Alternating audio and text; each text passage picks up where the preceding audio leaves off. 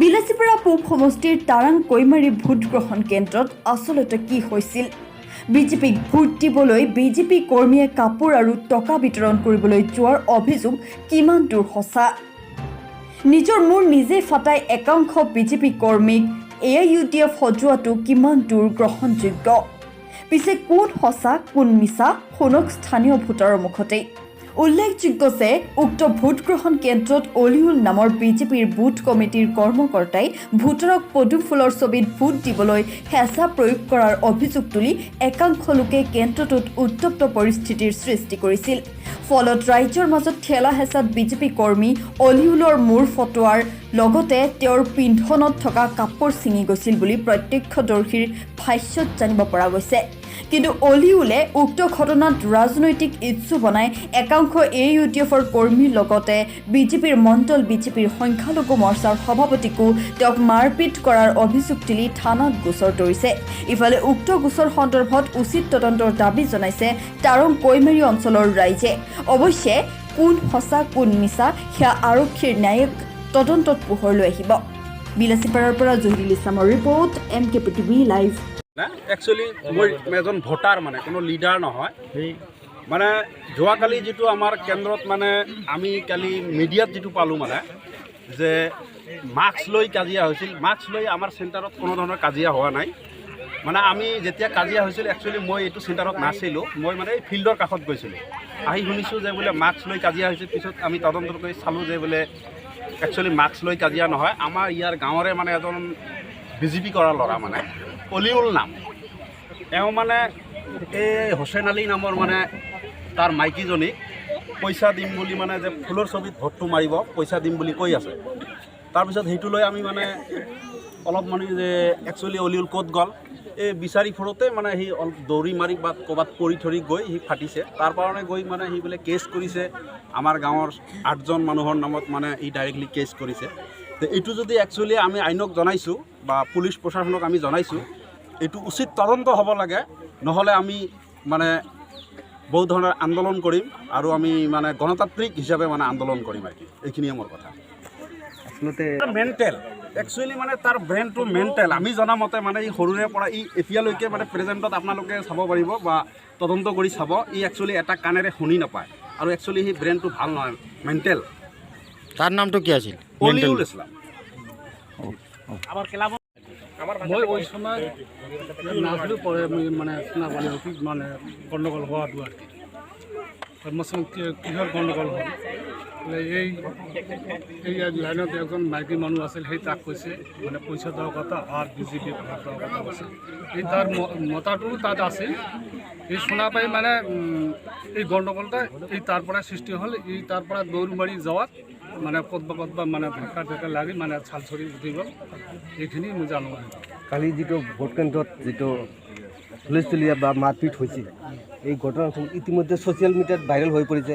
আপোনাৰ এই অঞ্চলত গাঁওবাসীৰ ৰাইজে আপুনি কি দাবী কৰে ছ'চিয়েল মিডিয়াৰ যোগেদি? এইটো যিটো ঘটনা কৰিছে এইটোত আমাক উচিত মানে তদন্ত হ'ব লাগে বা তাৰ দোষী শাস্তি পাব লাগে। যেটো বাতৰি প্ৰকাশ পাইছে যে এইটো এই ভুৱা বাতৰি কালি যিটো ঘটনা হৈছে আৰু কেছ যিবিলাক দিছে এই কেছবিলাক উঠাই ল'ব লাগে। যিবিলাক কালি কেছ দিছে যিবিলাক মানুহৰ নামত এলে ভুৱা বাতৰি। এই কাৰণে আমাৰ এটাই মানে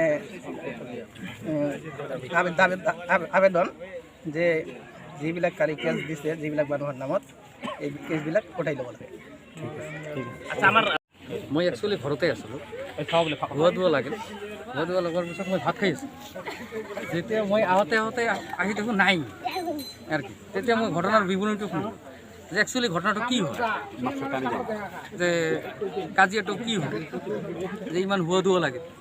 যে ঘটনা হ'ল ই আহি ৰাইজৰ সন্মুখত আহি কৈ আছে যে এইবিলাক ইমান ভিৰ কিয়, ইয়াত ইমান ভিৰ কিয়, মানে লাঠি চাৰ্জ কৰক। যেটো মেইন ঘটনা আৰ কি, যে লাঠি চাৰ্জ কৰো কি হলো। যেতিয়া লাঠি চাৰ্জ কৰাৰ কথা কলে ৰাইজে ক্ষিপ্ৰ হৈ গ'ল। হ্যাঁ, ই কি কয়, ই লাঠি ই কোনে হয় যে লাঠি চার্জ করো। তেতিয়া সি কি কৰিলে, যেতিয়া ৰাইজৰ হুৱা ধোৱা লাগি গ'ল, সি নিজে নিজে ভয় খালে গ'ল, নিজে নিজে দৌৰি গ'ল। হয়তো বা 2-4 বাৰ তাতে ওই ব্লক ৰাস্তাতে মানে উজুটি খাই পেলাই পৰিছে আৰ কি। মই নিজে দেখা নাই। তাৰপৰে সিটো গ'ল হৈ কিনে মই তাক ফোন কৰিলোঁ, ফোনো ৰিচিভ নহ'ল। ময়ো ৰাণীগঞ্জ সংখ্যালঘু মৰ্চাৰ এজন প্ৰেচিডেণ্ট। তো মই তাৰ ঘৰলৈ গৈছোঁ। ঘৰলৈ গৈ তাত খবৰ পালোঁ যে নাই ই থানা বুলি কৈছে। এইটো কেনেকুৱা কথা হ'ল, থানা বুলি কৈছে, মাৰিছে নেকি, কেনেকুৱা হ'ল, সকলোৱে আহি ক'বলৈ ধৰিলে। তেতিয়া সি কৰিলে কি, কিছুক্ষণ পিছত মই চালোঁ যে নিউজ দিছে, চেনেল হৈছে যে এনেকুৱা যে মাস্কক লৈ এনেকুৱা এটা চেনেল। আৰে ঘটনাটো হ'ল এটা, সি দুনেই ফিৰ কৰি আৰু ময়ো ফিৰ এই সেই দলৰে মই এজন প্ৰেচিডেণ্ট। মই ক'ব নোৱাৰোঁ, সি ফিৰ মোক ইটোৱে বনাই দিলে।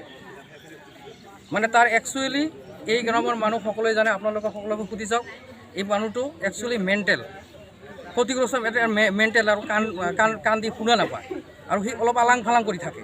তাক আমি এনে সকলো মানুহে এটা ছেক্ৰিফাইচ কৰে, যি আছে কৰি আছে। তো মই বা নুৰজমাল আছে, সকলো মিলাই চলি আছোঁ। আমি যিহেতু আমিও এটা দল কৰোঁ, কাৰণ দলৰ মাজত এজন থাকে, তাক আমি মিলাই চলোঁ। তো এনেকুৱা এটা ঘটনা কৰি এনেকুৱা মানে পাগলামি, কিমান বা টকা লৈছে, কি টকা নাই, মানে চাইকেল লৈ ঘূৰি ফুৰে, ইফাল যায় উফাল যায়, মানে পদভস্ত আৰু কি।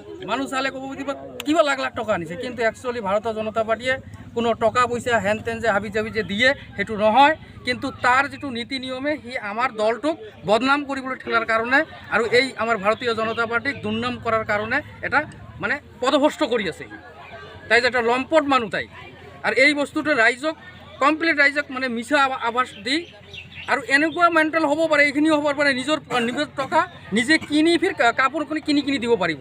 এইটো বা ল'বলৈ তাৰ এটা ষড়যন্ত্ৰ, এনেকুৱা মেণ্টেল মানুহ তাই। যিহেতু ব্যক্তিজনীয়ে থানাতে এজাহাৰ কৰিছে আইনী ব্যৱস্থা ল'বলৈ, আৰু ছ'চিয়েল মিডিয়াত ইতিমধ্যে ভাইৰেল হৈ গৈছে।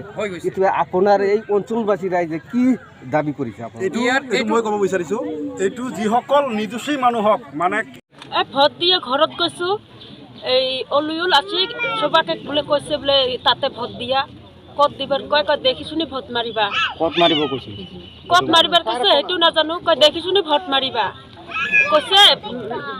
ল'ৰাটো কৈছে, কোনোবা ল'ৰা কৈছে বোলে আমি কিয় তোৰ কথা শুনিম, এইটো কথা নুশুনিম নহয়। এইটোৰ কাৰণে তাক ঢাকাই পেলাই দিছে, তাক ঢাকাই পেলাই দিছে দেখি এইটো রাজ ডাকে এলে কৈছে আর কি। তা আমরা কৈছো আমরা দিবেন না, পাঁচজনে পুলিশক মুখের আগতে আমাক পিটিবার কয়, লাঠি চার্জ করে। কোন তোমরা কোন কালি ঘটনাটো মারামারি হয়েছে, কি কারণে মারামারি হল? ভোট নিয়ে। হ্যাঁ, ভোট নিয়ে মারামারি হচ্ছে। আমাকে ভোট দিবে, আমার ভোট আমরা কোথায় দিয়ে দিব, আমার স্বাধীন মতন। আমরা ওই অলিউলের কথায় ভোট দিবেন নয় না, আমার ভোট আমরা স্বাধীন মতন দেবো। উনি আমার বগলে বগলে কয় ভোটটা দেহি শুনি মারেন, কুটি ভোট দিবার কয়, কুটি দিবে কয়, খালি কয় দেহি শুনি মারেন। কি দেহি শুনি মারমো? হ্যাঁ, আমার কাপড় দিবে চাইছে, রাইতে রাইতে আমার পয়সা দিবে চাইছে। হ্যাঁ, আমরা ওলে নেই নি, আমরা করছি স্বাধীন ভোট দেবো। কোনে মারপিট করি, কোনে মারপিট করিলে? মারপিট তো থাকে, আলোচনা আরম্ভ হয়, পয়সা দিবে চাই। ভোট আন্দোলনত তাই ভোট দিয়ে আসো, পয়সা দেন, ভোটটা দেখি শুনি দেন। এলে নিয়ে বেটা সামান দিয়ে শোনা শুনিতে ঢেকা ঢেকি বাজে, ঢেকা ঢেকি কোনো তর্ক করবে খেলা। হ্যাঁ, মারামারি এইরকম করে মারে নাই, পুলিশকে ওয়াটার করিল, নাটি চেস করা। ভুলটো কার আছিল? কার আছিল? কোন দলের মানুষ আছিল? তার মানে আমরা বাড়িতে ছিলাম ভোট দিয়ে, তারপর শুনি বলে নাটি চলাবার কবা নিচ্ছে, মানে দৌড়ে দৌড়ে করে বাড়িতে আসলাম। আমার স্বামী আছিল পুলত, আরো দুইটা কাকা আছিল।